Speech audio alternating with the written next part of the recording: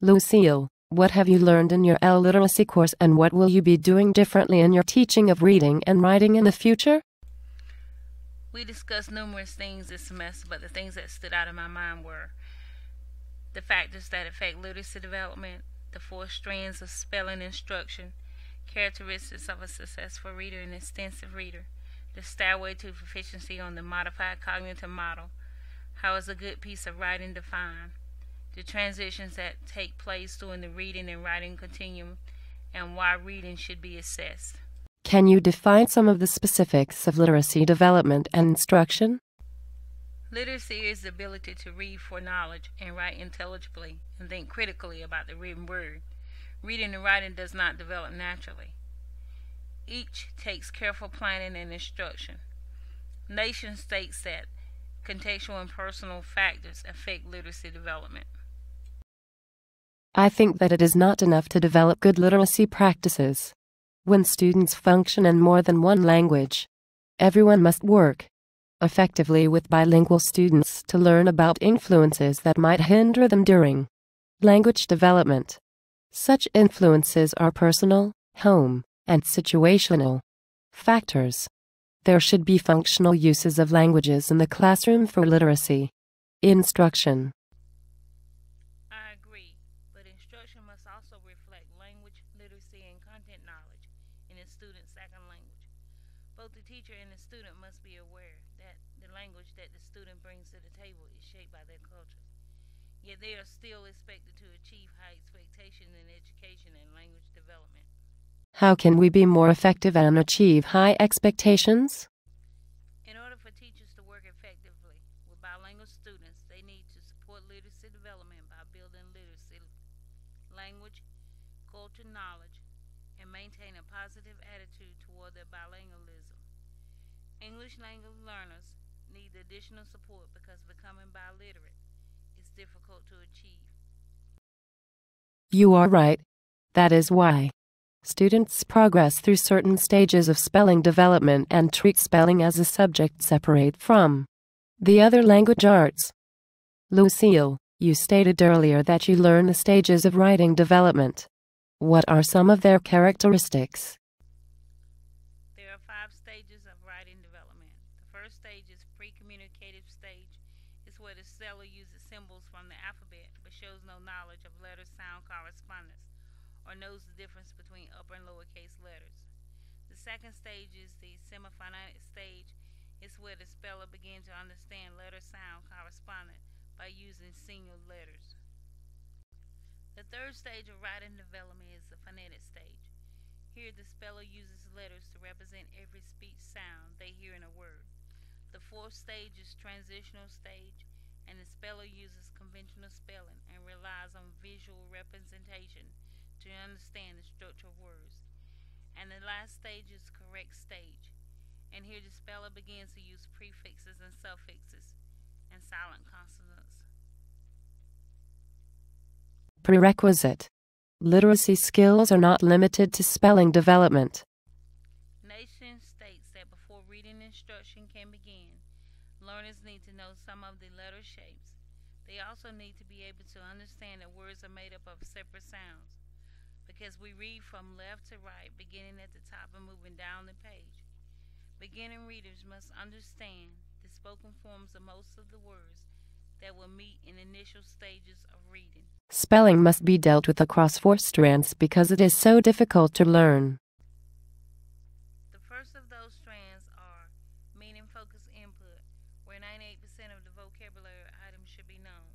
The unknown language items are understood through context clues and background knowledge. The second strand is language-focused learning, which centers its attention around difficult texts to learn language through features such as grammar, vocabulary, and spelling.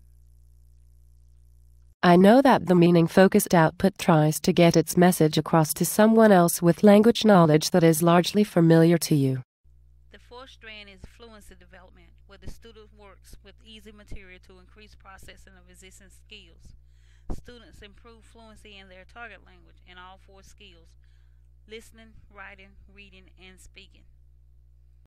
The more learners read, the more their spelling will improve.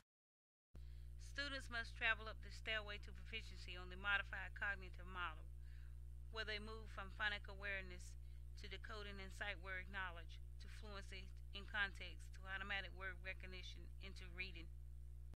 If spelling is difficult for learners, they may need individualized instructions. Intensive reading will give you the opportunity to work on vocabulary development. Let me tell you about some of the concerns associated with vocabulary development. All right. During high-frequency vocabulary, teachers should spend time on the word before, during, and after the learner reads the text.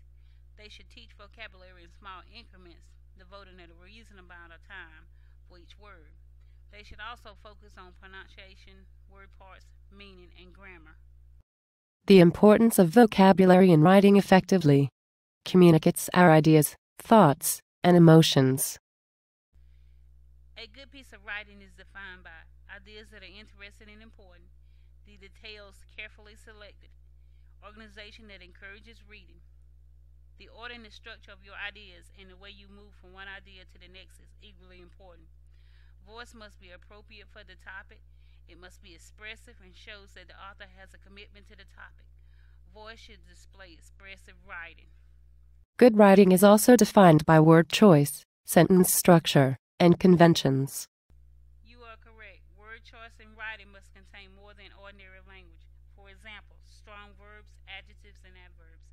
Sentences should be easy to understand, and they should contain a variety of beginning sentences and phrases with different lengths and structures.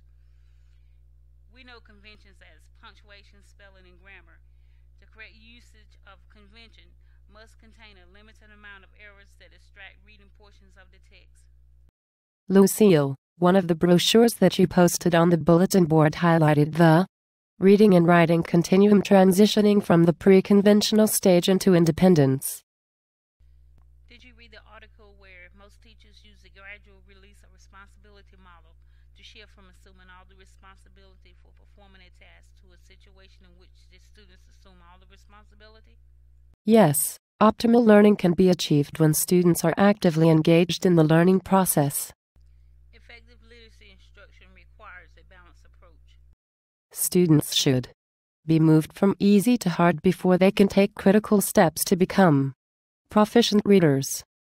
The more words a reader knows, the more they are able to comprehend what they're reading or listening to. Successful readers activate background knowledge. They separate main ideas from details and ask questions to clarify and deepen understanding. They monitor understanding of a text and use sensory images to understand and visualize ideas. Successful readers extend thinking beyond the information that is given and make connections between new and old knowledge. Successful readers also draw inferences by using background knowledge along with textual clues. Yet extensive reading focuses on the language rather than the text. Extensive reading can only occur if 95 to 98% of the running words of a text are already familiar to the learner. These are some of the characteristics of an extensive reader. The teacher provides materials that are within the language competence of the students. The teacher is being used as a role model. There's a wide variety of text types to choose from. Students get to choose what they want to read because reading is its own reward. Extensive reading can be supported by providing the student with plenty of interesting and appropriate reading texts and encouraging large quantities of reading. Glossing the meaning of words or definitions for L1 and L2 students in the margins is another extensive reading strategy. Reading approaches have their advantages in different stages of reading instruction, but how do we improve instruction? Deciding what we want our students to know and do is an essential step in aligning language assessment to standards and instruction. Reading must be assessed to know what the learners can do. Assessment will encourage learning, monitor progress, and provide feedback. It will also diagnose the students' reading problems and measure the students' proficiency level.